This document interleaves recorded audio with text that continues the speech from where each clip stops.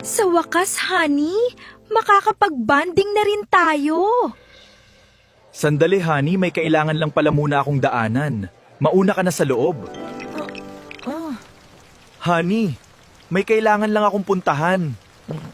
Ma'am, nakita ko po yung asawa nyo, may kasamang ibang guest.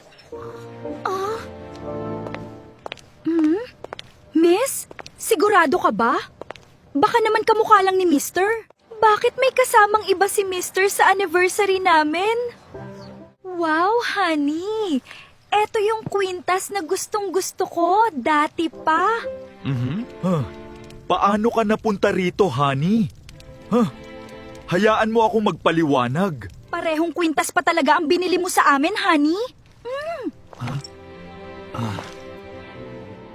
Sinungaling ka! Ang sabi mo, wala na kayo ng asawa mo! Please, huwag niyo akong iwan. Hayaan niyo akong magpaliwanag.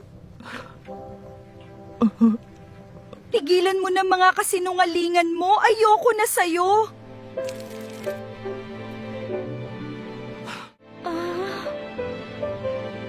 Ibabalik ko na rin itong kwintas. Sana hindi ko na lang ginawa.